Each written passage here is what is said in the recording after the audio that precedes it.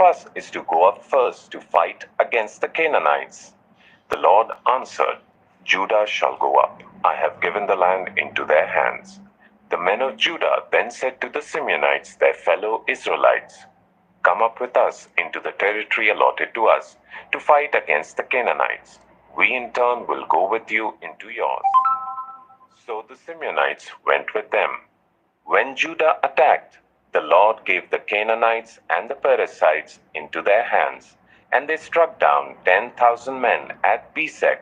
It was there that they found Adoni-Bezek and fought against him, putting to rout the Canaanites and Perizzites. Adoni-Bezek fled, but they chased him and caught him and cut off his thumbs and big toes. Then Adoni-Bezek said, 70 kings with their thumbs and big toes cut off have picked up scraps under my table. Now God has paid me back for what I did to them. They brought him to Jerusalem, and he died there. The men of Judah attacked Jerusalem also and took it. They put the city to the sword and set it on fire. After that, Judah went down to fight against the Canaanites living in the hill country, the Negev, and the western foothills. They advanced against the Canaanites living in Hebron, formerly called Kiriath Arba, and defeated Shishai, Ahiman, and Talmai. From there they advanced against the people living in Debir, formerly called Kiriath Sepher. And Caleb said, "I will give my daughter Aksah in marriage to the man who attacks and captures Kiriath Sepher." Othniel, son of Kenaz, Caleb's younger brother, took it. So Caleb gave his daughter Aksah to him in marriage. One day when she came to Othniel, she urged him to ask her father for a field. When she got off her donkey, Caleb asked her, "What can I do for you?" She replied, "Do me a special favor. Since you have given me land in the Negev, give me also springs of water." So Caleb gave her upper and lower springs. The descendants of Moses' father-in-law, the Kenite, went up from the city of palms with the people of Judah to live among the inhabitants of the desert of Judah in the Negev near Arad. Then the men of Judah went with the Simeonites, their fellow Israelites, and attacked the Canaanites living in Zephath, and they totally destroyed the city. Therefore it was called Hormah. Judah also took Gaza, Ashkelon, and Ekron, each city with its territory. The Lord was with the men of Judah. They took possession of the hill country, but they were unable to drive the people from the plains, because they had chariots fitted with iron. As Moses had promised, Hebron was given to Caleb, who drove from it the 3 sons of Anak. The Benjaminites, however, did not drive out the Jebusites who were living in Jerusalem. To this day, the Jebusites live there with the Benjaminites. Now the tribes of Joseph attacked Bethel, and the Lord was with them. When they sent men to spy out Bethel, formerly called Luz, the spies saw a man coming out of the city, and they said to him, "Show us how to get into the city, and we will see that you are treated well." So he showed them, and they put the city to the sword, but spared the man and his whole family.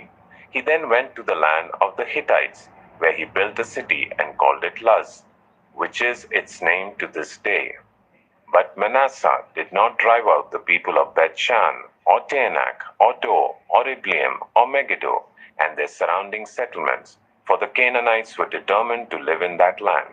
When Israel became strong, they pressed the Canaanites into forced labor, but never drove them out completely. Nor did Ephraim drive out the Canaanites living in Gezer, but the Canaanites continued to live there among them. Neither did Zebulun drive out the Canaanites living in Kitron or Nahalol, so these Canaanites lived among them, but Zebulun did subject them to forced labor. Nor did Asher drive out those living in Akko, or Sidon, or Alah, or Aksib, or Helba, or Aphek, or Rehob. The Asherites lived among the Canaanite inhabitants of the land, because they did not drive them out. Neither did Naphtali drive out those living in Beth-shemesh or Beth-anath. But the Naphtalites too lived among the Canaanite inhabitants of the land, and those living in Beth-shemesh and Beth-anath became forced laborers for them. The Amorites confined the Danites to the hill country, not allowing them to come down into the plain. And the Amorites were determined also to hold out in Mount Heres, Ajalon, and Shalbiam. But when the power of the tribes of Joseph increased, they too were pressed into forced labor. The boundary of the Amorites was from Scorpion Pass to Selah and beyond. Judges 2. The angel of the Lord went up from Gilgal to Bochim and said, I brought you up out of Egypt and led you into the land that I swore to give to your ancestors. I said, I will never break my covenant with you, and you shall not make a covenant with the people of this land, but you shall break down their altars. Yet you have disobeyed me. Why have you done this? And I have also said, I will not drive them out before you. They will become traps for you, and their gods will become snares to you.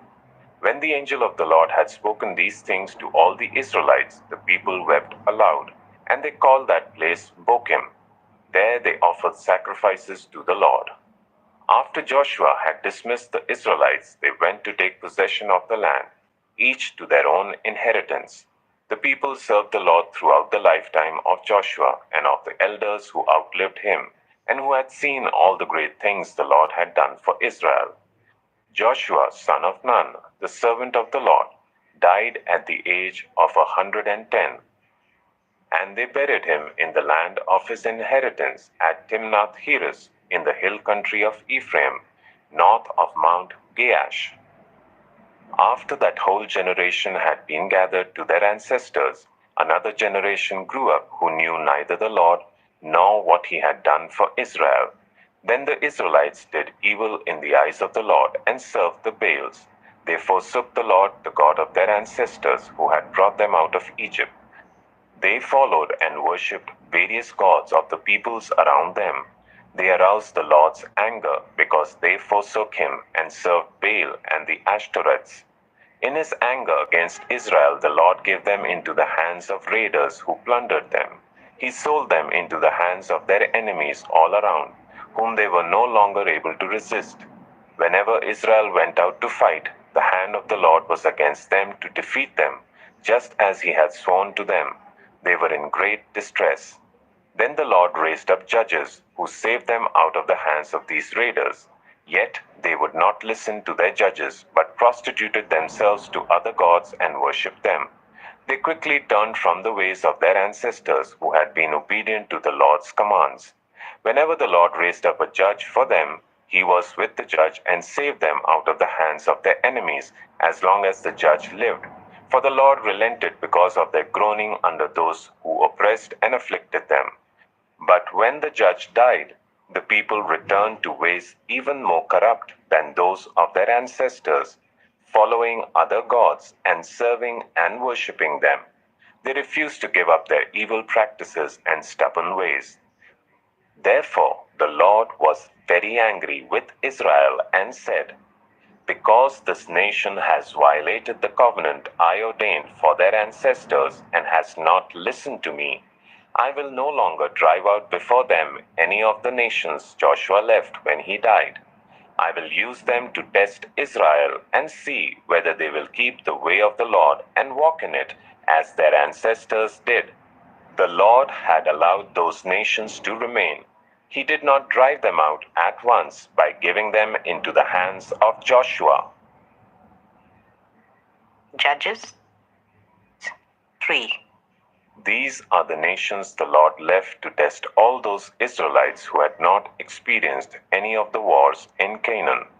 He did this only to teach warfare to the descendants of the Israelites who had not had previous battle experience. The 5 rulers of the Philistines, all the Canaanites, the Sidonians and the Hivites living in the Lebanon mountains from Mount Baal Hermon to Lebo Hamath. They were left to test the Israelites to see whether they would obey the Lord's commands, which he had given their ancestors through Moses. The Israelites lived among the Canaanites, Hittites, Amorites, Perizzites, Hivites, and Jebusites. They took their daughters in marriage and gave their own daughters to their sons and served their gods. The Israelites did evil in the eyes of the Lord. They forgot the Lord their God and served the Baals and the Ashrias. The anger of the Lord burned against Israel, so that he sold them into the hands of Cushan-Rishathaim, king of Aram Naharaim, to whom the Israelites were subject for 8 years. But when they cried out to the Lord, he raised up for them a deliverer, Othniel, son of Kenaz, Caleb's younger brother, who saved them. The Spirit of the Lord came on him, so that he became Israel's judge and went to war. The Lord gave Cushan-Rishathaim, king of Aram, into the hands of Othniel, who overpowered him. So the land had peace for 40 years, until Othniel, son of Kenaz, died. Again the Israelites did evil in the eyes of the Lord, and because they did this evil, the Lord gave Eglon, king of Moab, power over Israel. Getting the Ammonites and Amalekites to join him, Eglon came and attacked Israel, and they took possession of the city of palms. The Israelites were subject to Eglon, king of Moab, for 18 years. Again the Israelites cried out to the Lord, and he gave them a deliverer, Ehud, a left-handed man, the son of Jerah, the Benjaminite. The Israelites sent him with tribute to Eglon, king of Moab. Now Ehud had made a double-edged sword about a cubit long, which he strapped to his right thigh under his clothing. He presented the tribute to Eglon, king of Moab, who was a very fat man. After Ehud had presented the tribute, he sent on their way those who had carried it. But on reaching the stone images near Gilgal, he himself went back to Eglon and said, "Your Majesty, I have a secret message for you." The king said to his attendants, "Leave us," and they all left. Ehud then approached him while he was sitting alone in the upper room of his palace and said, "I have a message from God for you." As the king rose from his seat, Ehud reached with his left hand, drew the sword from his right thigh, and plunged it into the king's belly. Even the handle sank in after the blade, and his bowels discharged. Ehud did not pull the sword out, and the fat closed in over it. Then Ehud went out to the porch. He shut the doors of the upper room behind him and locked them. After he had gone, the servants came and found the doors of the upper room locked. They said, "He must be relieving himself in the inner room of the palace." They waited to the point of embarrassment, but when he did not open the doors of the room, they took a key and unlocked them. There they saw their lord fallen to the floor, dead. While they waited, Ehud got away. He passed by the stone images and escaped to Seirah. When he arrived there, he blew a trumpet in the hill country of Ephraim, and the Israelites went down with him from the hills, with him leading them. "Follow me," he ordered, "for the Lord has given Moab, your enemy, into your hands." So they followed him down and took possession of the fords of the Jordan that led to Moab. They allowed no one to cross over.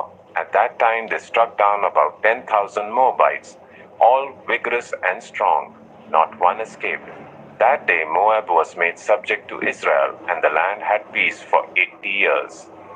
After Ehud came Shamgar, son of Anath, who struck down 600 Philistines with an ox goad. He too saved Israel. Judges 4. Again the Israelites did evil in the eyes of the Lord, now that Ehud was dead. So the Lord sold them into the hands of Jabin, king of Canaan, who reigned in Hazor. Sisera, the commander of his army, was based in Harosheth Hagoyim. Because he had 900 chariots fitted with iron and had cruelly oppressed the Israelites for 20 years, they cried to the Lord for help. Now Deborah, a prophet, the wife of Lapidoth, was leading Israel at that time.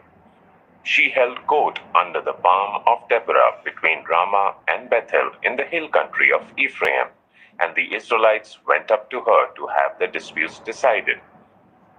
She sent for Barak, son of Abinoam, from Kedesh in Naphtali, and said to him, "The Lord, the God of Israel, commands you, go, take with you 10,000 men of Naphtali and Zebulun, and lead them up to Mount Tabor. I will lead Sisera, the commander of Jabin's army, with his chariots and his troops to the river Kishon, and give him into your hands." Barak said to her, "If you go with me, I will go. But if you don't go with me, I won't go." "Certainly I will go with you," said Deborah. "But because of the course you are taking, the honor will not be yours, for the Lord will deliver Sisera into the hands of a woman." So Deborah went with Barak to Kedesh. There Barak summoned Zebulun and Naphtali, and 10,000 men went up under his command. Deborah also went up with him. Now Heber the Kenite had left the other Kenites, the descendants of Hobab, Moses' brother-in-law, and pitched his tent by the great tree in Zaanannim near Kedesh. When they told Sisera that Barak son of Abinoam had gone up to Mount Tabor, Sisera summoned from Harosheth Hagoyim to the river Kishon all his men and his 900 chariots fitted with iron. Then Deborah said to Barak, "Go, this is the day the Lord has given Sisera into your hands. Has not the Lord gone ahead of you?" So Barak went down Mount Tabor with 10,000 men following him. At Barak's advance, the Lord routed Sisera and all his chariots and army by the sword, and Sisera got down from his chariot and fled on foot.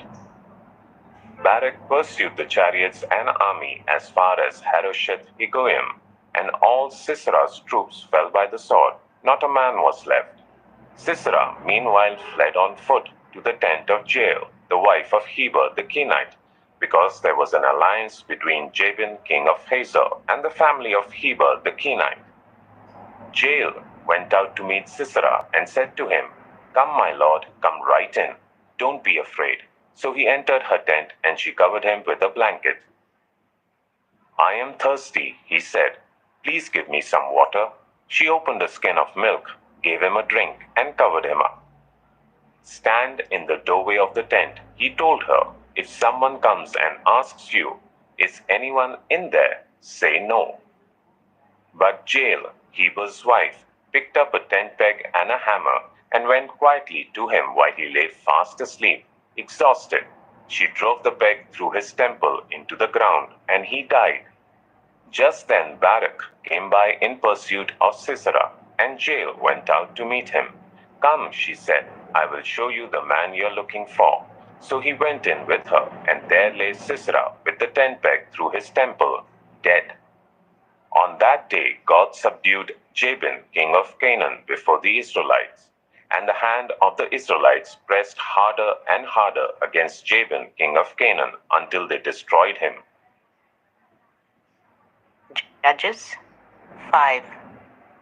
On that day, Deborah and Barak, son of Abinoam, sang this song. When the princes in Israel take the lead, when the people willingly offer themselves, praise the Lord. Hear this, you kings. Listen, you rulers. I, even I, will sing to the Lord. I will praise the Lord, the God of Israel, in song.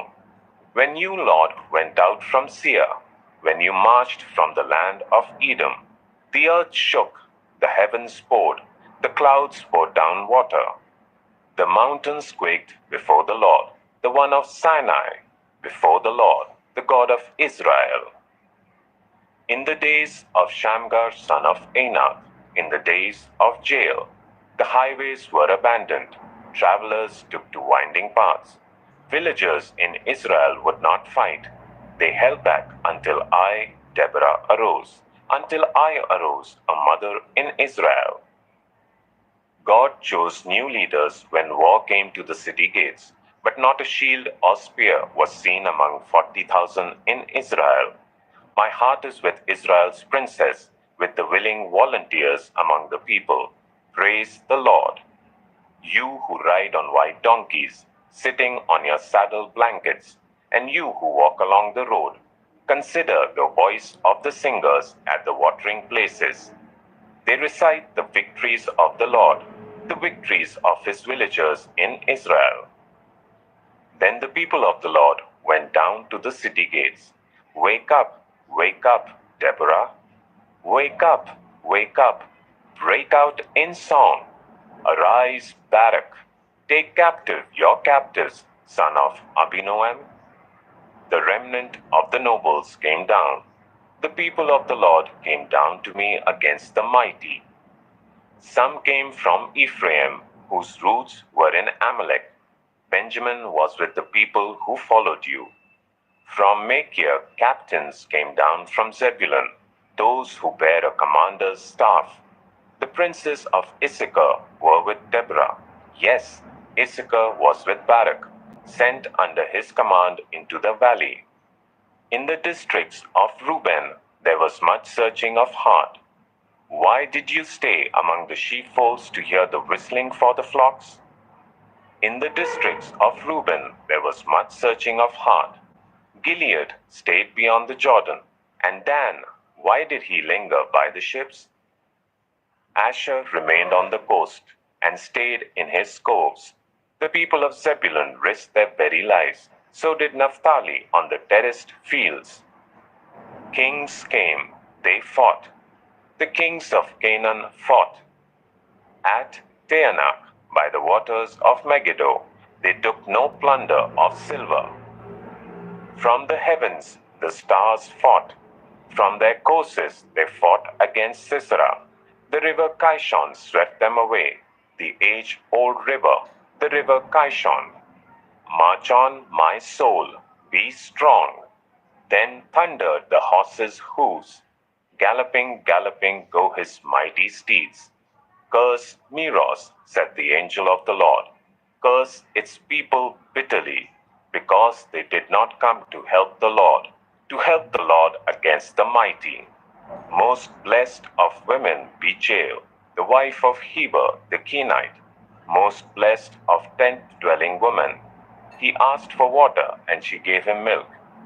In a bowl fit for nobles, she brought him curdled milk. Her hand reached for the tent peg, her right hand for the workman's hammer. She struck Sisera, she crushed his head. She shattered and pierced his temple. At her feet he sank, he fell. There he lay. At her feet he sank, he fell. Where he sank, there he fell, dead. Through the window peered Sisera's mother. Behind the lattice she cried out, "Why is his chariot so long in coming? Why is the clatter of his chariots delayed?" The wisest of her ladies answer her. Indeed, she keeps saying to herself, "Are they not finding and dividing the spoils? A woman or two for each man? Colorful garments as plunder for Sisera, colorful garments embroidered, highly embroidered garments for my neck. All this as plunder? So may all your enemies perish, O Lord, but may all who love you be like the sun when it rises in its strength." Then the land had peace for 40 years. Judges 6.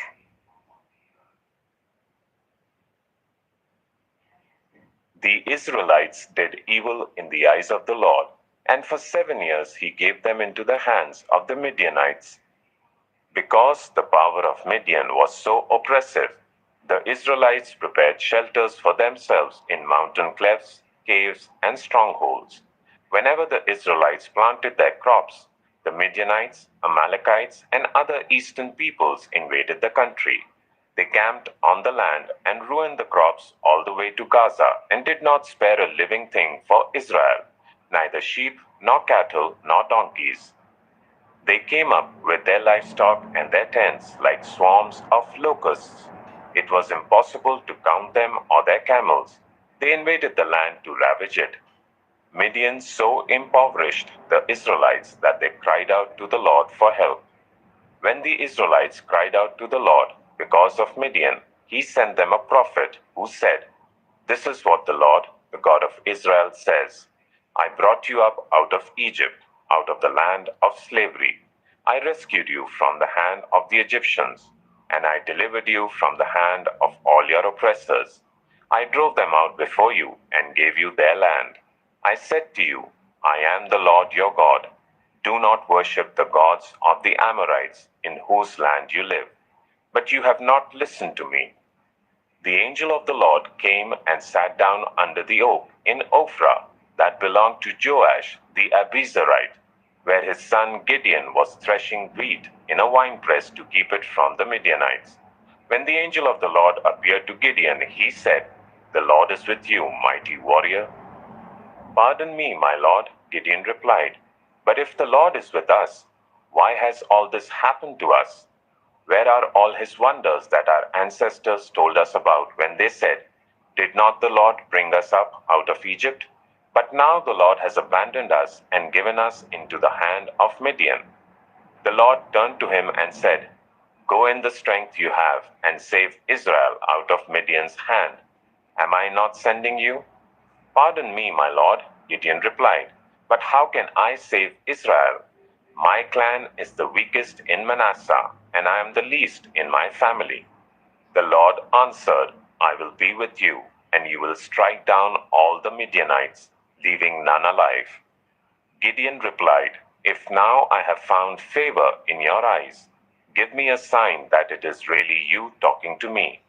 Please do not go away until I come back and bring my offering and set it before you." And the Lord said, "I will wait until you return." Gideon went inside, prepared a young goat, and from an ephah of flour he made bread without yeast. Putting the meat in a basket and its broth in a pot, he brought them out and offered them to him under the oak. The angel of God said to him, "Take the meat and the unleavened bread, place them on this rock, and pour out the broth." And Gideon did so. Then the angel of the Lord touched the meat and the unleavened bread with the tip of the staff that was in his hand. Fire flared from the rock, consuming the meat and the bread, and the angel of the Lord disappeared. When Gideon realized that it was the angel of the Lord, he exclaimed, "Alas, sovereign Lord, I have seen the angel of the Lord face to face." But the Lord said to him, "Peace, do not be afraid. You are not going to die." So Gideon built an altar to the Lord there and called it, "The Lord is Peace." To this day it stands in Ophrah of the Abiezrites. That same night the Lord said to him, "Take the second bull from your father's herd, the one 7 years old. Tear down your father's altar to Baal and cut down the Asherah pole beside it. Then build a proper kind of altar to the Lord your God on the top of this height, using the wood of the Asherah pole that you cut down. Offer the second bull as a burnt offering." So Gideon took 10 of his servants and did as the Lord told him. But because he was afraid of his family and the townspeople, he did it at night rather than in the daytime. In the morning, when the people of the town got up, there was Baal's altar demolished, with the Asherah pole beside it cut down, and the second bull sacrificed on the newly built altar. They asked each other, "Who did this?" When they carefully investigated, they were told, "Gideon, son of Joash, did it." The people of the town demanded of Joash, "Bring out your son, he must die, because he has broken down Baal's altar and cut down the Asherah pole beside it." But Joash replied to the hostile crowd around him, "Are you going to plead Baal's cause? Are you trying to save him? Whoever fights for him shall be put to death by morning." If Baal really is a god, he can defend himself when someone breaks down his altar.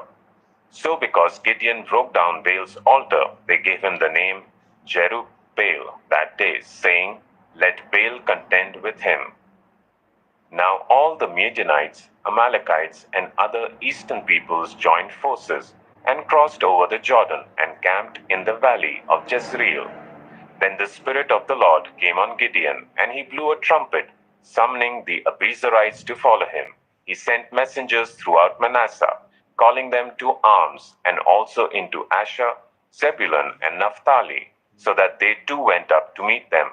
Gideon said to God, "If you will save Israel by my hand as you have promised, look, I will place a wool fleece on the threshing floor. If there is dew only on the fleece and all the ground is dry, then I will know that you will save Israel by my hand as you said." And that is what happened. Gideon rose early the next day. He squeezed the fleece and wrung out the dew, a bowlful of water. Then Gideon said to God, "Do not be angry with me. Let me make just one more request. Allow me one more test with the fleece, But this time make the fleece dry, and let the ground be covered with dew. That night God did so. Only the fleece was dry. All the ground was covered with dew. Judges 7. Early in the morning, Jerubbaal, that is Gideon, and all his men camped at the spring of Harod. The camp of Midian was north of them in the valley near the hill of Moreh. The Lord said to Gideon, "You have too many men. I cannot deliver Midian into their hands, or Israel will boast against me. My own strength has saved me.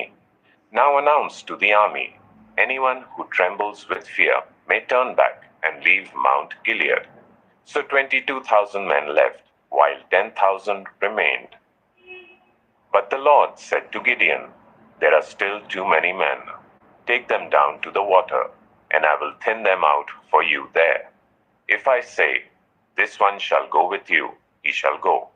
But if I say, 'This one shall not go with you,' he shall not go." So Gideon took the men down to the water. There the Lord told him, "Separate those who lap the water with their tongues, as a dog laps from those who kneel down to drink." 300 of them drank from cupped hands, lapping like dogs. All the rest got down on their knees to drink.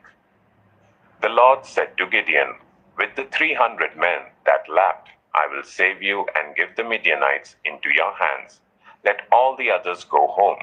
So Gideon sent the rest of the Israelites home, but kept the 300, who took over the provisions and trumpets of the others. Now the camp of Midian lay below him in the valley. During that night the Lord said to Gideon, "Get up, go down against the camp, because I am going to give it into your hands. If you are afraid to attack, go down to the camp with your servant Purah, and listen to what they are saying. Afterwards you will be encouraged to attack the camp." So he and Purah, his servant, went down to the outposts of the camp. The Midianites, the Amalekites, and all the other eastern peoples had settled in the valley, thick as locusts.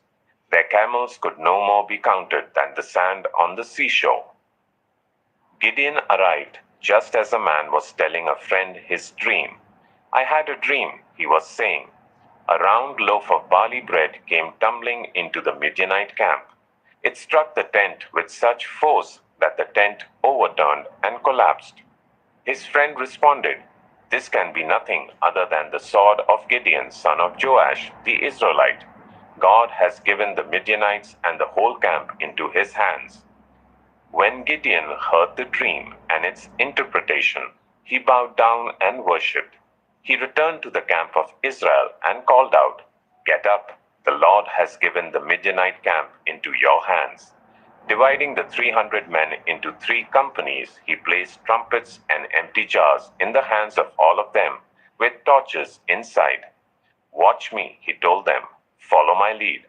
When I get to the edge of the camp, do exactly as I do. When I and all who are with me blow our trumpets, then from all round the camp blow yours and shout, 'For the Lord and for Gideon.'" Gideon and the 100 men with him reached the edge of the camp at the beginning of the middle watch.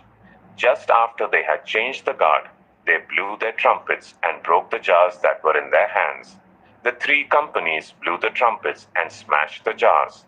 Grasping the torches in their left hands and holding in their right hands the trumpets they were to blow, they shouted, "A sword for the Lord and for Gideon." While each man held his position round the camp, all the Midianites ran, crying out as they fled. When the 300 trumpets sounded, the Lord caused the men throughout the camp to turn on each other with their swords. The army fled to Beth Shittah towards Zererah, as far as the border of Abel Meholah near Tabath. Israelites from Naphtali, Asher, and all Manasseh were called out, and they pursued the Midianites. Gideon sent messengers throughout the hill country of Ephraim, saying, "Come down against the Midianites and seize the waters of the Jordan ahead of them as far as Beth-barah." So all the men of Ephraim were called out, and they seized the waters of the Jordan as far as Beth-barah. They also captured 2 of the Midianite leaders Oreb and Zeeb. They killed Oreb at the rock of Oreb and Zeeb at the winepress of Zeeb. They pursued the Midianites and brought the heads of Oreb and Zeeb to Gideon, who was by the Jordan. Judges 8. Now the Ephraimites asked Gideon, "Why have you treated us like this? Why didn't you call us when you went to fight Midian?" And they challenged him vigorously. But he answered them, "What have I accomplished compared to you? Aren't the gleanings of Ephraim's grapes better than the full grape harvest of Abiezer? God gave Oreb and Zeeb, the Midianite leaders, into your hands. What was I able to do compared to you?" At this, their resentment against him subsided. Gideon and his 300 men, exhausted yet keeping up the pursuit, came to the Jordan and crossed it. He said to the men of Succoth, "Give my troops some bread. They are worn out, and I am still pursuing Zebah and Zalmunna, the kings of Midian." But the officials of Succoth said, "Do you already have the hands of Zebah and Zalmunna in your possession? Why should we give bread to your troops?" Then Gideon replied, "Just for that, when the Lord has given Zebah and Zalmunna into my hand, I will tear your flesh with desert thorns and briars." From there he went up to Peniel and made the same request of them. But they answered as the men of Succoth had. So he said to the men of Peniel, "When I return in triumph, I will tear down this tower." Now Zebah and Zalmunna were in Karkor with a force of about 15,000 men, all that were left of the armies of the eastern peoples. 120,000 swordsmen had fallen. Gideon went up by the route of the nomads east of Nobah and Jokthea and attacked the unsuspecting army. Zebah and Zalmunna, the two kings of Midian, fled, but he pursued them and captured them, routing their entire army. Gideon, son of Joash, then returned from the battle by the pass of Heres. He caught a young man of Succoth and questioned him, and the young man wrote down for him the names of the 77 officials of Succoth, the elders of the town. Then Gideon came and said to the men of Succoth, "Here are Zebah and Zalmunna, about whom you taunted me by saying, 'Do you already have the hands of Zebah and Zalmunna in your possession? Why should we give bread to your exhausted men?'" He took the elders of the town and taught the men of Succoth a lesson by punishing them with desert thorns and briars. He also pulled down the tower of Peniel and killed the men of the town. Then he asked Zebah and Zalmunna, "What kind of men did you kill at Tabor?" "Men like you," they answered, "each one with the bearing of a prince." Gideon replied, "Those were my brothers, the sons of my own mother. As surely as the Lord lives, if you had spared their lives, I would not kill you." Turning to Jether, his eldest son, he said, "Kill them." But Jether did not draw his sword, because he was only a boy and was afraid. Zebah and Zalmunna said, "Come, do it yourself. As is the man, so is his strength." So Gideon stepped forward and killed them, and took the ornaments of their camels' necks. The Israelites said to Gideon, "Rule over us, you, your son, and your grandson, because you have saved us from the hand of Midian." But Gideon told them, "I will not rule over you, nor will my son rule over you. The Lord will rule over you." And he said, "I do have one request, that each of you give me an earring from your share of the plunder." It was the custom of the Ishmaelites to wear gold earrings. They answered, "We'll be glad to give them." So they spread out a garment, and each of them threw a ring from his plunder onto it. The weight of the gold rings he asked for came to 1,700 shekels, not counting the ornaments, the pendants, and the purple garments worn by the kings of Midian, or the chains that were on their camels' necks. Gideon made the gold into an ephod, which he placed in Ophrah, his town. All Israel prostituted themselves by worshipping it there, and it became a snare to Gideon and his family. Thus Midian was subdued before the Israelites and did not raise its head again. During Gideon's lifetime, the land had peace for 40 years.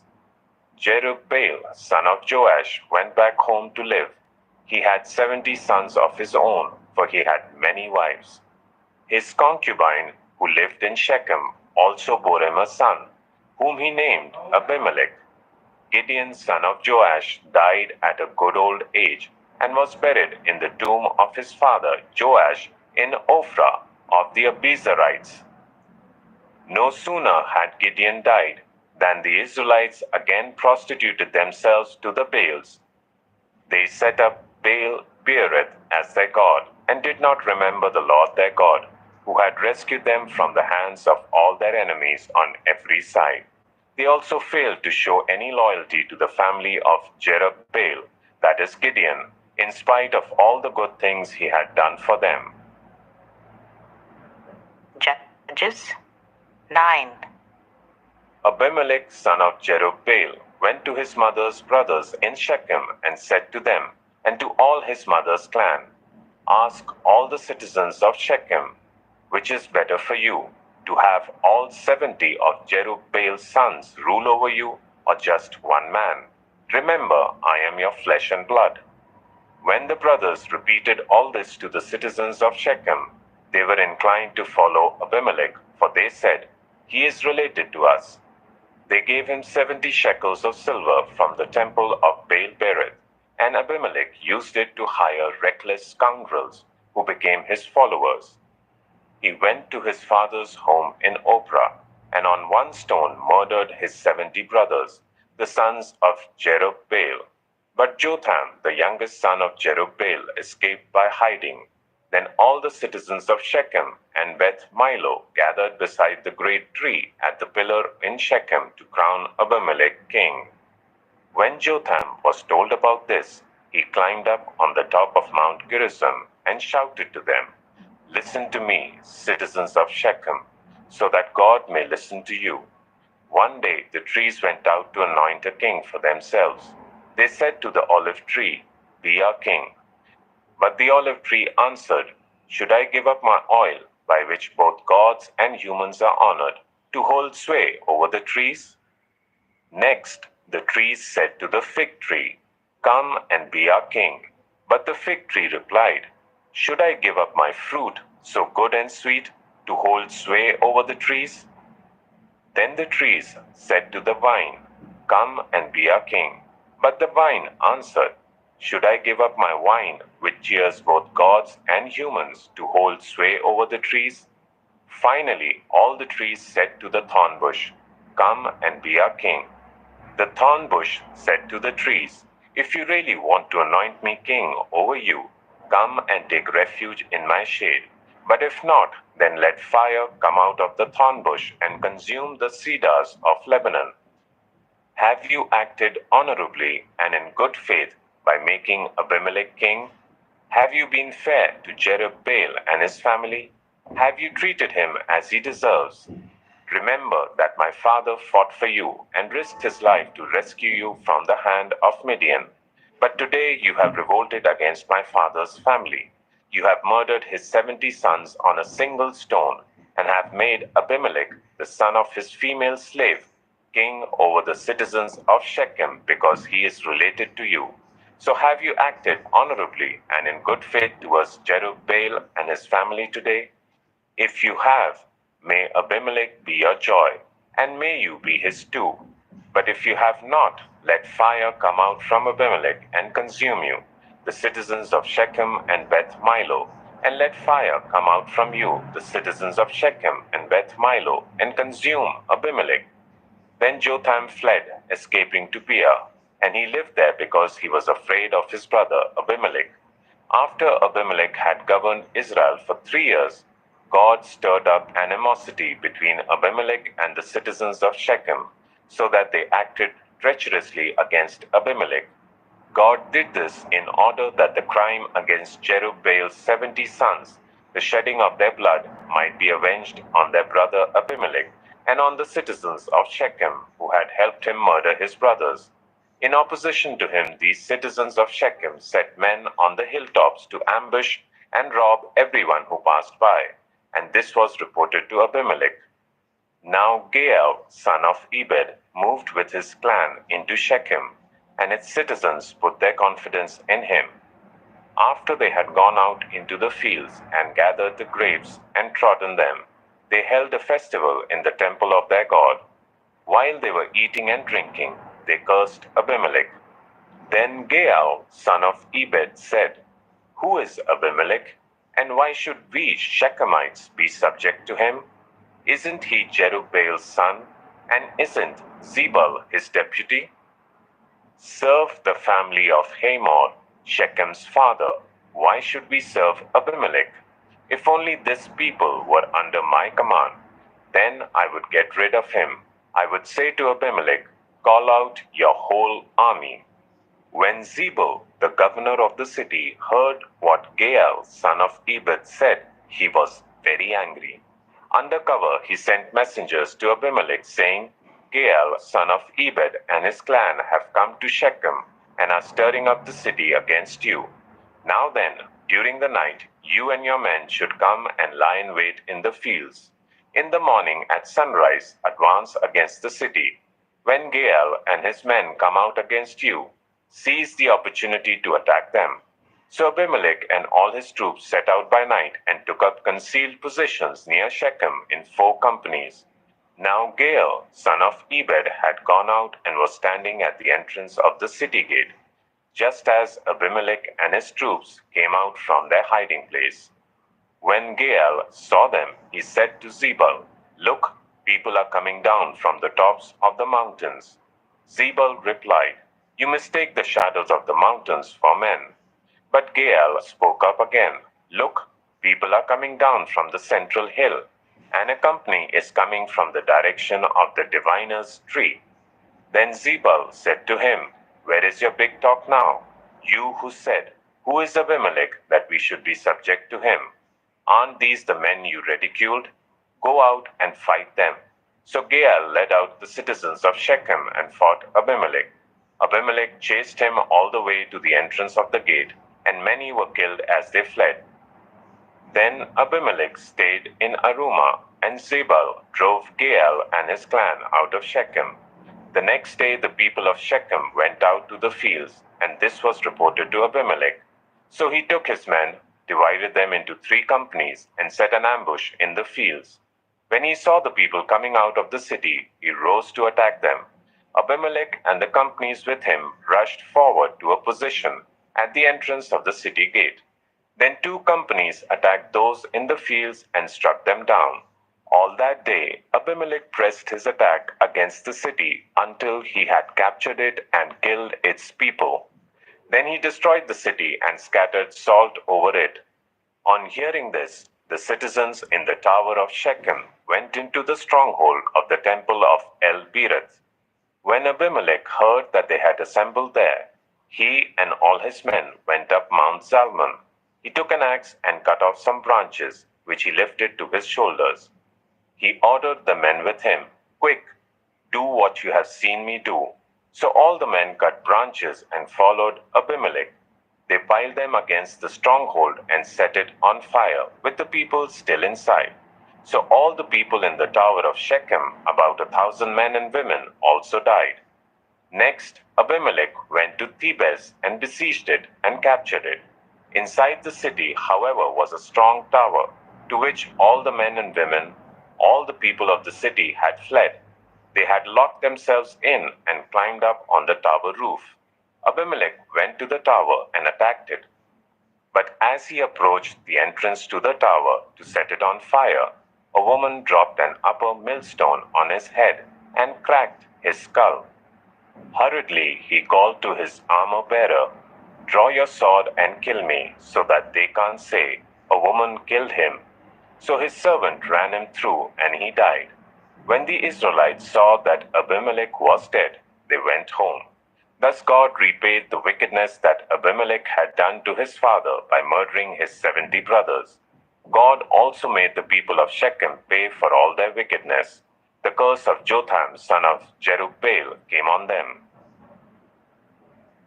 Judges 10. After the time of Abimelech, a man of Issachar named Tola, son of Pua, the son of Dodo, rose to save Israel. He lived in Shamir, in the hill country of Ephraim. He led Israel for 23 years. Then he died and was buried in Shamir. He was followed by Jair of Gilead, who led Israel for 22 years.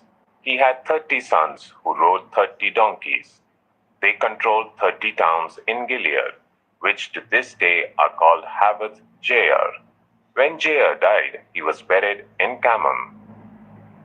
Again the Israelites did evil in the eyes of the Lord. They served the Baals and the Ashtoreths, and the gods of Aram, the gods of Sidon, the gods of Moab, the gods of the Ammonites, and the gods of the Philistines. And because the Israelites forsook the Lord and no longer served him, he became angry with them. He sold them into the hands of the Philistines and the Ammonites, who that year shattered and crushed them. For 18 years they oppressed all the Israelites on the east side of the Jordan, in Gilead, the land of the Amorites. The Ammonites also crossed the Jordan to fight against Judah, Benjamin, and Ephraim. Israel was in great distress. Then the Israelites cried out to the Lord, "We have sinned against you, forsaking our God and serving the Baals." The Lord replied, "When the Egyptians, the Amorites, the Ammonites, the Philistines, the Sidonians, the Amalekites, and the Maonites oppressed you, and you cried to me for help, did I not save you from their hands? But you have forsaken me and served other gods, so I will no longer save you. Go and cry out to the gods you have chosen. Let them save you when you are in trouble." But the Israelites said to the Lord, "We have sinned. Do with us whatever you think best, but please rescue us now." Then they got rid of the foreign gods among them and served the Lord. And he could bear Israel's misery no longer. When the Ammonites were called to arms and camped in Gilead, the Israelites assembled and camped at Mizpah. The leaders of the people of Gilead said to each other, "Whoever will take the lead in attacking the Ammonites will be head over all who live in Gilead." Judges 11. Jephthah the Gileadite was a mighty warrior. His father was Gilead. His mother was a prostitute. Gilead's wife also bore him sons, and when they were grown up, they drove Jephthah away. "You are not going to get any inheritance in our family," they said, "because you are the son of another woman." So Jephthah fled from his brothers and settled in the land of Tob, where a gang of scoundrels gathered around him and followed him. Some time later, when the Ammonites were fighting against Israel, the elders of Gilead went to get Jephthah from the land of Tob. "Come," they said, "be our commander, so we can fight the Ammonites." Jephthah said to them, "Didn't you hate me and drive me from my father's house? Why do you come to me now when you are in trouble?"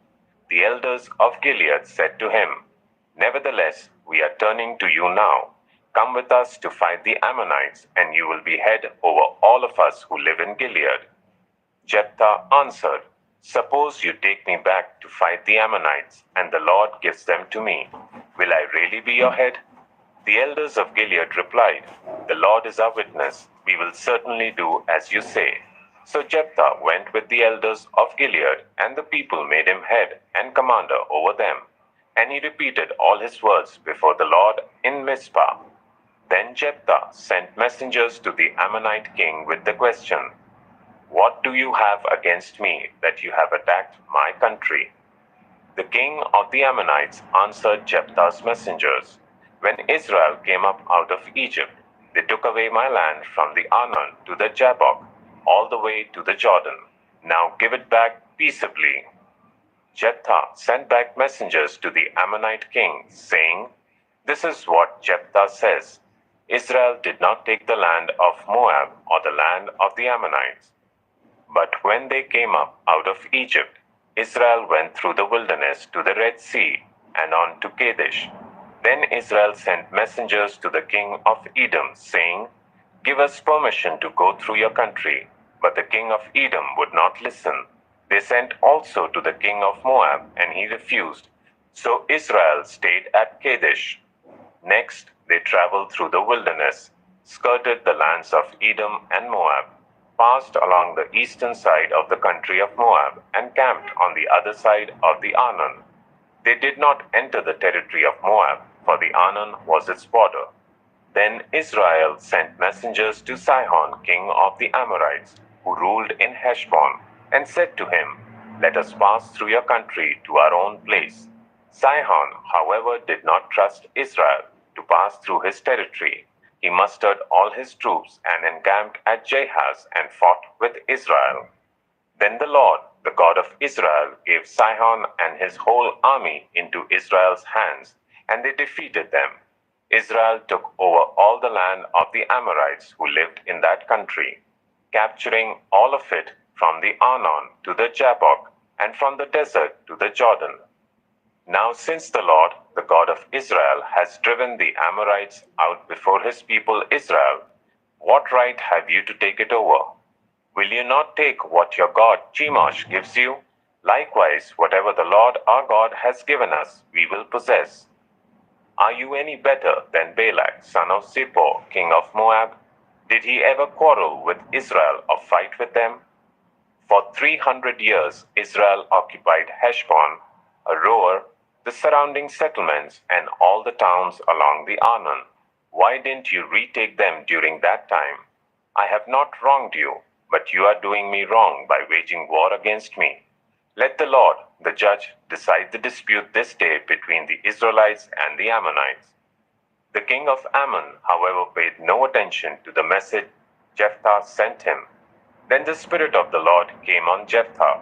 He crossed Gilead and Manasseh, passed through Mizpah of Gilead, and from there he advanced against the Ammonites. And Jephthah made a vow to the Lord, "If you give the Ammonites into my hands, whatever comes out of the door of my house to meet me when I return in triumph from the Ammonites will be the Lord's, and I will sacrifice it as a burnt offering." Then Jephthah went over to fight the Ammonites, and the Lord gave them into his hands. He devastated 20 towns, from Aroer to the vicinity of Minnith, as far as Abel Keramim. Thus Israel subdued Ammon. When Jephthah returned to his home in Mizpah, who should come out to meet him but his daughter, dancing to the sound of tambourines? She was an only child. Except for her, he had neither son nor daughter. When he saw her, he tore his clothes and cried, "Oh no, my daughter, you have brought me down, and I am devastated. I have made a vow to the Lord that I cannot break." "My father," she replied, "you have given your word to the Lord. Do to me just as you promised, now that the Lord has avenged you of your enemies, the Ammonites. But grant me this one request," she said. "Give me 2 months to roam the hills and weep with my friends because I will never marry." "You may go," he said, and he let her go for 2 months. She and her friends went into the hills and wept because she would never marry. After the 2 months, she returned to her father, and he did to her as he had vowed, and she was a virgin. From this comes the Israelite tradition that each year the young women of Israel go out for 4 days to commemorate the daughter of Jephthah, the Gileadite. Judges 12. The Ephraimite forces were called out, and they crossed over to Zaphon. They said to Jephthah, "Why did you go to fight the Ammonites without calling us to go with you? We are going to burn down your house over your head." Jephthah answered, "I and my people were engaged in a great struggle with the Ammonites, and although I called, you didn't save me out of their hands. When I saw that you wouldn't help, I took my life in my hands and crossed over to fight the Ammonites, and the Lord gave me the victory over them. Now, why have you come up today to fight me?" Jephthah then called together the men of Gilead and fought against Ephraim. The Gileadites struck them down because the Ephraimites had said, You Gileadites are renegades from Ephraim and Manasseh. The Gileadites captured the fords of the Jordan leading to Ephraim, and whenever a survivor of Ephraim said, "Let me cross over," the men of Gilead asked him, "Are you an Ephraimite?" If he replied no, they said, "All right, say Shibboleth." If he said Sibboleth, because he could not pronounce the word correctly, they seized him and killed him at the fords of the Jordan. 42,000 Ephraimites were killed at that time. Jephthah led Israel for 6 years. Then Jephthah the Gileadite died and was buried in a town in Gilead. After him, Ibzan of Bethlehem led Israel. He had 30 sons and 30 daughters. He gave his daughters away in marriage to those outside his clan, and for his sons he brought in 30 young women as wives from outside his clan. Ibzan led Israel for 7 years. Then Ibzan died and was buried in Bethlehem. After him, Elon, the Zebulunite, led Israel for 10 years. Then Elon died and was buried in Ajalon in the land of Zebulun. After him, Abdon, son of Hillel, from Pirathon, led Israel. He had 40 sons and 30 grandsons, who rode on 70 donkeys. He led Israel for 8 years. Then Abdon, son of Hillel, died and was buried at Pirathon in Ephraim, in the hill country of the Amalekites. Judges 13. Again the Israelites did evil in the eyes of the Lord. So the Lord delivered them into the hands of the Philistines for 40 years. A certain man of Zorah, named Manoah, from the clan of the Danites, had a wife who was childless, unable to give birth. The angel of the Lord appeared to her and said, "You are barren and childless, but you are going to become pregnant and give birth to a son. Now see to it that you drink no wine or other fermented drink, and that you do not eat anything unclean. You will become pregnant and have a son whose head is never to be touched by a razor, because the boy is to be a Nazirite, dedicated to God from the womb. He will take the lead in delivering Israel from the hands of the Philistines." Then the woman went to her husband and told him, "A man of God came to me. He looked like an angel of God, very awesome. I didn't ask him where he came from, and he didn't tell me his name. But he said to me, 'You will become pregnant and have a son. Now then, drink no wine or other fermented drink, and do not eat anything unclean, because the boy will be a Nazirite of God from the womb until the day of his death.'" Then Manoah prayed to the Lord, "Pardon your servant, Lord. I beg you to let the man of God you sent to us come again, to teach us how to bring up the boy who is to be born." God heard Manoah, and the angel of God came again to the woman while she was out in the field. But her husband Manoah was not with her. The woman hurried to tell her husband, "He's here, the man who appeared to me the other day." Manoah got up and followed his wife. When he came to the man, he said, "Are you the man who talked to my wife?" "I am," he said. So Manoah asked him, "When your words are fulfilled, what is to be the rule that governs the boy's life and work?" The angel of the Lord answered, "Your wife must do all that I have told her. She must not eat anything that comes from the grapevine, nor drink any wine or other fermented drink, nor eat anything unclean. She must do everything I have commanded her." Manoah said to the angel of the Lord, "We would like you to stay until we prepare a young goat for you." The angel of the Lord replied, "Even though you detain me, I will not eat any of your food. But if you prepare a burnt offering, offer it to the Lord."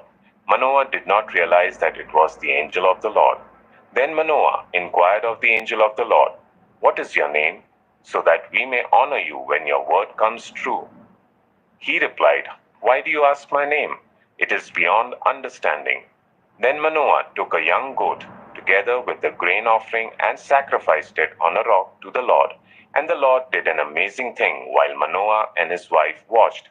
As the flame blazed up from the altar towards heaven, the angel of the Lord ascended in the flame. Seeing this, Manoah and his wife fell with their faces to the ground. When the angel of the Lord did not show himself again to Manoah and his wife, Manoah realized that it was the angel of the Lord.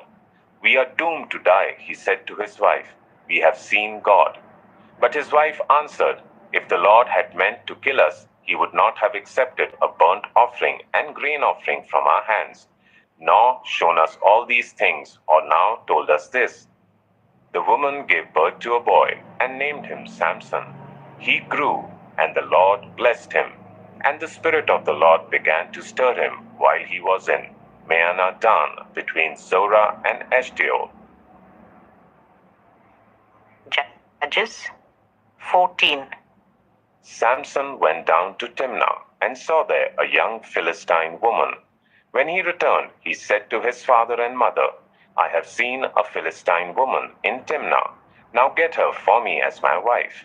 His father and mother replied, "Isn't there an acceptable woman among your relatives or among all our people? Must you go to the uncircumcised Philistines to get a wife?" But Samson said to his father, "Get her for me. She's the right one for me." His parents did not know that this was from the Lord, who was seeking an occasion to confront the Philistines, for at that time they were ruling over Israel. Samson went down to Timnah together with his father and mother. As they approached the vineyards of Timnah, suddenly a young lion came roaring towards him. The Spirit of the Lord came powerfully upon him, so that he tore the lion apart with his bare hands, as he might have torn a young goat. But he told neither his father nor his mother what he had done. Then he went down and talked with the woman, and he liked her. Some time later, when he went back to marry her, he turned aside to look at the lion's carcass, and in it he saw a swarm of bees and some honey. He scooped out the honey with his hands and ate as he went along. When he rejoined his parents, he gave them some, and they too ate it. But he did not tell them that he had taken the honey from the lion's carcass. Now his father went down to see the woman, and there Samson held a feast, as was customary for young men. When the people saw him, they chose 30 men to be his companions.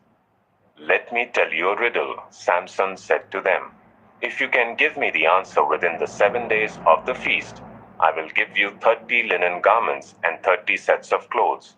If you can't tell me the answer, you must give me 30 linen garments and 30 sets of clothes." "Tell us your riddle," they said. "Let's hear it." He replied, "Out of the eater, something to eat. Out of the strong, something sweet." For 3 days they could not give the answer. On the 4th day, they said to Samson's wife, "Coax your husband into explaining the riddle for us, or we will burn you and your father's household to death. Did you invite us here to steal our property?" Then Samson's wife threw herself on him, sobbing, "You hate me. You don't really love me. You've given my people a riddle, but you haven't told me the answer." "I haven't even explained it to my father or mother," he replied. "So why should I explain it to you?" She cried the whole 7 days of the feast. So on the 7th day, he finally told her, because she continued to press him. She in turn explained the riddle to her people. Before sunset on the 7th day, the men of the town said to him, "What is sweeter than honey? What is stronger than a lion?" Samson said to them, "If you had not plowed with my heifer, you would not have solved my riddle." Then the Spirit of the Lord came powerfully upon him. He went down to Ashkelon, struck down 30 of their men, stripped them of everything, and gave their clothes to those who had explained the riddle. Burning with anger, he returned to his father's home. And Samson's wife was given to one of his companions who had attended him at the feast. Judges 15. Later on, at the time of wheat harvest, Samson took a young goat and went to visit his wife. He said, "I'm going to my wife's room," but her father would not let him go in. "I was so sure you hated her," he said, "that I gave her to your companion. Isn't her younger sister more attractive? Take her instead." Samson said to them, "This time I have a right to get even with the Philistines. I will really harm them. So he went out and caught 300 foxes and tied them tail to tail in pairs. He then fastened a torch to every pair of tails, lit the torches, and let the foxes loose in the standing corn of the Philistines. He burnt up the shocks and standing corn, together with the vineyards and olive groves. When the Philistines asked who did this, they were told, Samson, the Timnite's son-in-law, because his wife was given to his companion. So the Philistines went up and burnt her and her father to death. Samson said to them, Since you have acted like this, I swear that I won't stop until I get my revenge on you. He attacked them viciously and slaughtered many of them. Then he went down and stayed in a cave in the rock of Etam. The Philistines went up and camped in Judah, spreading out near Lehi. The people of Judah asked, Why have you come to fight us? We have come to take Samson prisoner, they answered, to do to him as he did to us.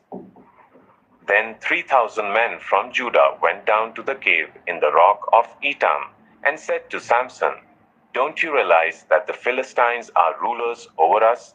What have you done to us? He answered, I merely did to them what they did to me. They said to him, We have come to tie you up and hand you over to the Philistines. Samson said, Swear to me that you won't kill me yourselves. Agreed, they answered. We will only tie you up and hand you over to them. We will not kill you. So they bound him with 2 new ropes and led him up from the rock. As he approached Lehi, the Philistines came towards him shouting. The Spirit of the Lord came powerfully upon him. The ropes on his arms became like charred flax, and the bindings dropped from his hands. Finding a fresh jawbone of a donkey, he grabbed it and struck down 1,000 men. Then Samson said, With a donkey's jawbone I have made donkeys of them. With a donkey's jawbone I have killed 1,000 men. When he finished speaking, he threw away the jawbone, and the place was called Ramath Lehi. Because he was very thirsty, he cried out to the Lord, You have given your servant this great victory. Must I now die of thirst and fall into the hands of the uncircumcised? Then God opened up the hollow place in Lehi, and water came out of it. When Samson drank, his strength returned, and he revived. So the spring was called En Hakkore, and it is still there in Lehi. Samson led Israel for 20 years in the days of the Philistines. Judges 16. One day, Samson went to Gaza, where he saw a prostitute. He went in to spend the night with her. The people of Gaza were told, Samson is here. So they surrounded the place and lay in wait for him all night at the city gate. They made no move during the night, saying, At dawn we'll kill him. But Samson lay there only until the middle of the night. Then he got up and took hold of the doors of the city gate, together with the 2 posts, and tore them loose, bar and all. He lifted them to his shoulders and carried them to the top of the hill that faces Hebron. Some time later, he fell in love with a woman in the valley of Sorek, whose name was Delilah. The rulers of the Philistines went to her and said, See if you can lure him into showing you the secret of his great strength and how we can overpower him, so that we may tie him up and subdue him. Each one of us will give you 1,100 shekels of silver. So Delilah said to Samson, Tell me the secret of your great strength and how you can be tied up and subdued. Samson answered her, If anyone ties me with 7 fresh bowstrings that have not been dried, I'll become as weak as any other man.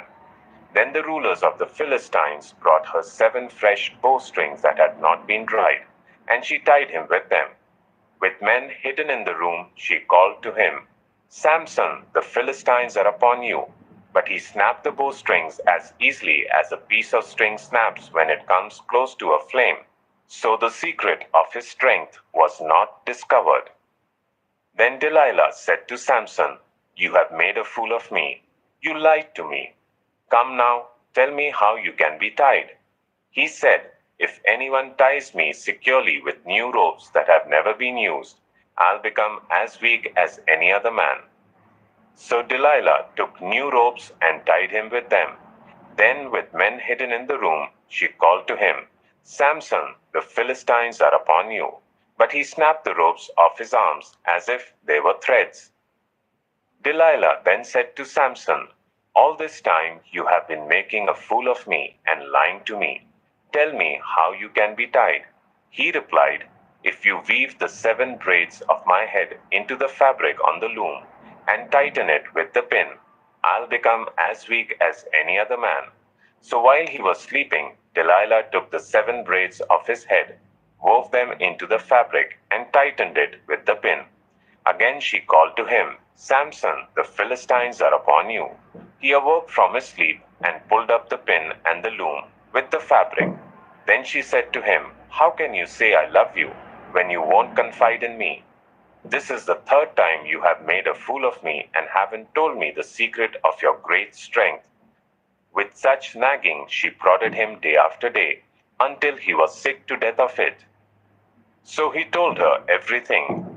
No razor has ever been used on my head, he said, because I have been a Nazarite dedicated to God from my mother's womb.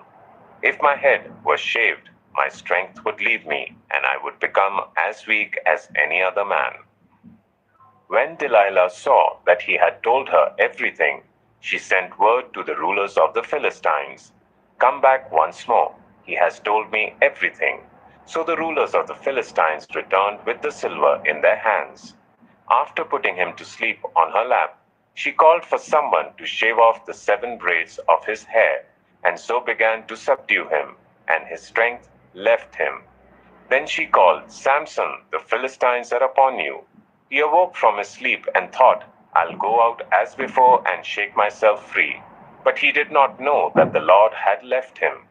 Then the Philistines seized him, gouged out his eyes, and took him down to Gaza. Binding him with bronze shackles, they set him to grinding corn in the prison.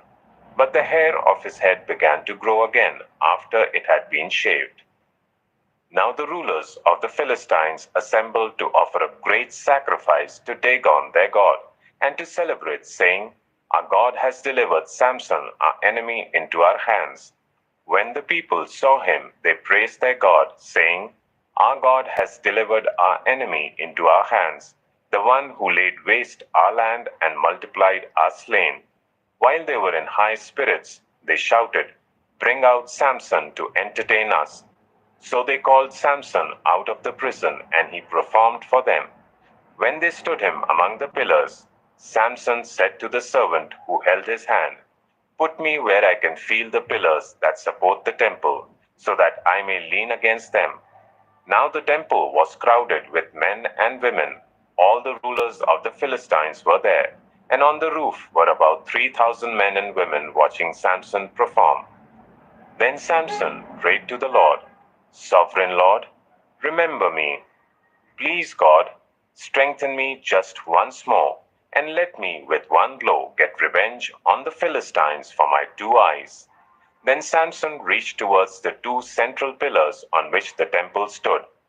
Bracing himself against them, his right hand on the one and his left hand on the other, Samson said, Let me die with the Philistines.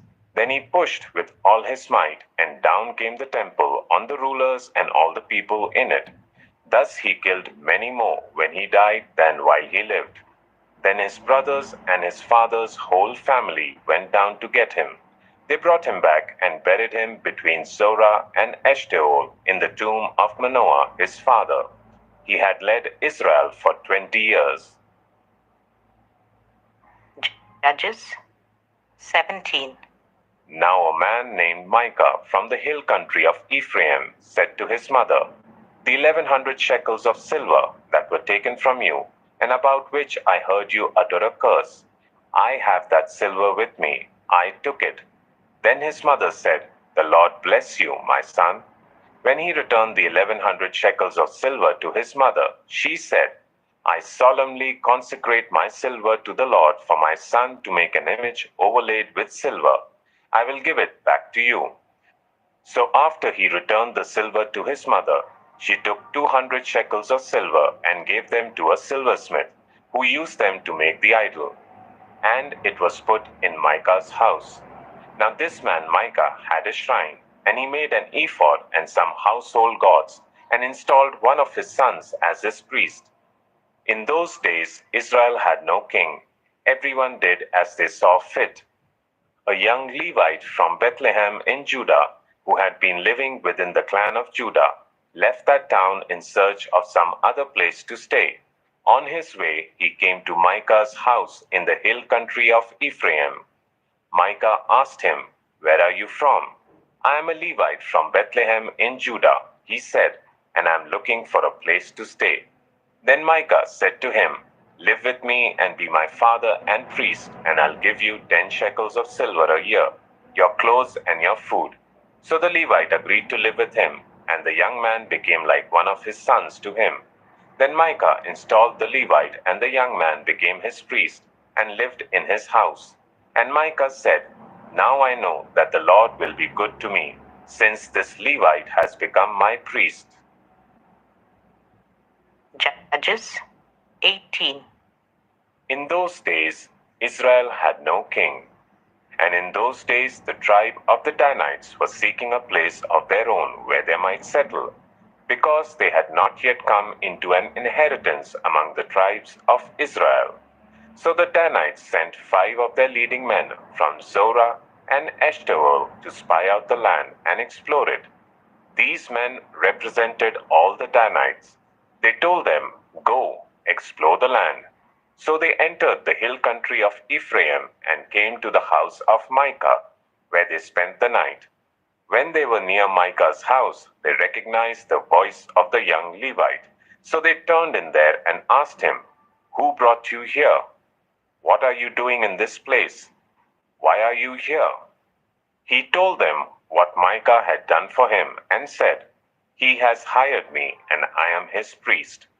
Then they said to him, "Please inquire of God to learn whether our journey will be successful." The priest answered them, "Go in peace. Your journey has the Lord's approval." So the 5 men left and came to Laish, where they saw that the people were living in safety like the Sidonians, at peace and secure. And since their land lacked nothing, they were prosperous. Also, they lived a long way from the Sidonians and had no relationship with anyone else. When they returned to Zorah and Eshtaol, their fellow Danites asked them, "How did you find things?" They answered, "Come on, let's attack them. We have seen the land and it is very good. Aren't you going to do something? Don't hesitate to go there and take it over. When you get there, you will find an unsuspecting people and a spacious land that God has put into your hands, a land that lacks nothing whatever." Then 600 men of the Danites, armed for battle, set out from Zorah and Eshtaol. On their way, they set up camp near Kiriath Jearim in Judah. This is why the place west of Kiriath Jearim is called Mahane Dan to this day. From there they went on to the hill country of Ephraim and came to Micah's house. Then the 5 men who had spied out the land of Laish said to their fellow Danites, "Do you know that one of these houses has an ephod, some household gods, and an image overlaid with silver?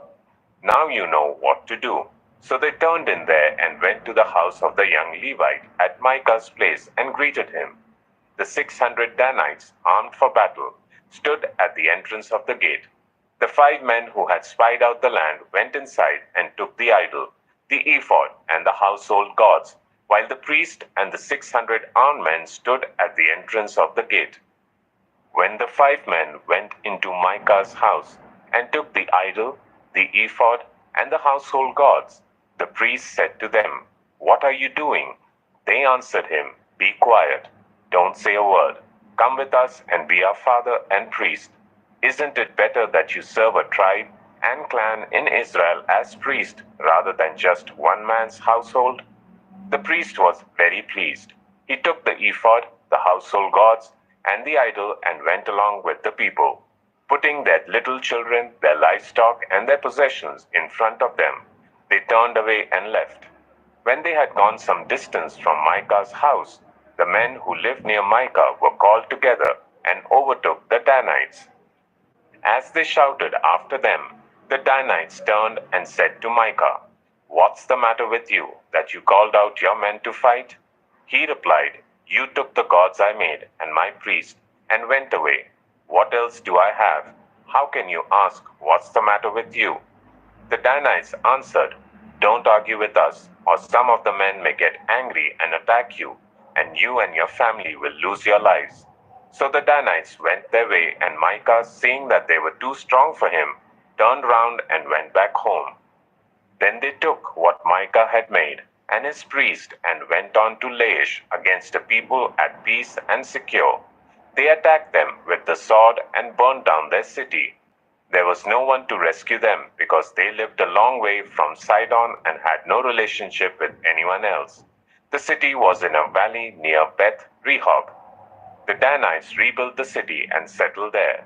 They named it Dan after their ancestor Dan, who was born to Israel, though the city used to be called Laish.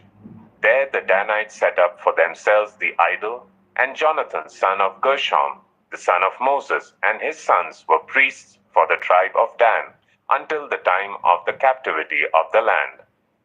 They continued to use the idol Micah had made. All the time the house of God was in Shiloh. Judges 19. In those days, Israel had no king. Now a Levite who lived in a remote area in the hill country of Ephraim took a concubine from Bethlehem in Judah. But she was unfaithful to him. She left him and went back to her parents' home in Bethlehem, Judah. After she had been there for 4 months, her husband went to her to persuade her to return. He had with him his servant and 2 donkeys. She took him into her parents' home, and when her father saw him, he gladly welcomed him. His father-in-law, the woman's father, prevailed on him to stay, so he remained with him 3 days, eating and drinking and sleeping there. On the 4th day, they got up early, and he prepared to leave. But the woman's father said to his son-in-law, "Refresh yourself with something to eat, then you can go." So the 2 of them sat down to eat and drink together. Afterwards, the woman's father said, "Please stay tonight and enjoy yourself." And when the man got up to go, his father-in-law persuaded him, so he stayed there that night. On the morning of the 5th day, when he rose to go, the woman's father said, "Refresh yourself, wait till afternoon." So the 2 of them ate together. Then when the man with his concubine and his servant got up to leave, his father-in-law, the woman's father, said, "Now look, it's almost evening. Spend the night here. The day is nearly over. Stay and enjoy yourself. Early tomorrow morning you can get up and be on your way home." But unwillingly to stay another night, the man left and went towards Jebus, that is, Jerusalem, with his 2 saddled donkeys and his concubine. When they were near Jebus and the day was almost gone, the servant said to his master, "Come, let's stop at this city of the Jebusites and spend the night." His master replied, "No, we won't go into any city whose people are not Israelites. We will go on to Gibeah." He added, "Come, let's try to reach Gibeah or Ramah and spend the night in one of those places." So they went on, and the sun set as they neared Gibeah in Benjamin. There they stopped to spend the night. They went and sat in the city square, but no one took them in for the night. That evening an old man from the hill country of Ephraim, who was living in Gibeah, the inhabitants of the place were Benjaminites, came in from his work in the fields. When he looked and saw the traveler in the city square, the old man asked, "Where are you going? Where did you come from?" He answered, "We are on our way from Bethlehem in Judah to a remote area in the hill country of Ephraim where I live. I have been to Bethlehem in Judah, and now I am going to the house of the Lord. No one has taken me in for the night." We have both straw and fodder for our donkeys, and bread and wine for ourselves, your servants, me, the woman, and the young man with us. We don't need anything. You are welcome at my house, the old man said. Let me supply whatever you need. Only don't spend the night in the square. So he took him into his house and fed his donkeys. After they had washed their feet, they had something to eat and drink. While they were enjoying themselves, some of the wicked men of the city surrounded the house. Pounding on the door, they shouted to the old man who owned the house, "Bring out the man who came to your house so we can have sex with him." The owner of the house went outside and said to them, "No, my friends, don't be so vile. Since this man is my guest, don't do this outrageous thing. Look, here is my virgin daughter and his concubine. I will bring them out to you now, and you can use them and do to them whatever you wish. But as for this man, don't do such an outrageous thing." But the men would not listen to him. So the man took his concubine and sent her outside to them, and they raped her and abused her throughout the night. And at dawn, they let her go. At daybreak, the woman went back to the house where her master was staying, fell down at the door, and lay there until daylight. When her master got up in the morning and opened the door of the house and stepped out to continue on his way, there lay his concubine, fallen in the doorway of the house, with her hands on the threshold. He said to her, "Get up, let's go." But there was no answer. Then the man put her on his donkey and set out for home. When he reached home, he took a knife and cut up his concubine, limb by limb, into 12 parts and sent them into all the areas of Israel. Everyone who saw it was saying to one another, "Such a thing has never been seen or done, not since the day the Israelites came up out of Egypt. Just imagine, we must do something, so speak up." Judges 20. Then all Israel from Dan to Beersheba and from the land of Gilead came together as one and assembled before the Lord in Mizpah. The leaders of all the people of the tribes of Israel took their places in the assembly of God's people, 400,000 men armed with swords. The Benjaminites heard that the Israelites had gone up to Mizpah. Then the Israelites said, "Tell us how this awful thing happened." So the Levite, the husband of the murdered woman, said, "I and my concubine came to Gibeah in Benjamin to spend the night. During the night, the men of Gibeah came after me and surrounded the house, intending to kill me. They raped my concubine and she died. I took my concubine, cut her into pieces, and sent one piece to each region of Israel's inheritance because they committed this lewd and outrageous act in Israel. Now all you Israelites, speak up and tell me what you have decided to do." All the men rose up together as one, saying, "None of us will go home. No, not one of us will return to his house. But now this is what we'll do to Gibeah. We'll go up against it in the order decided by casting lots.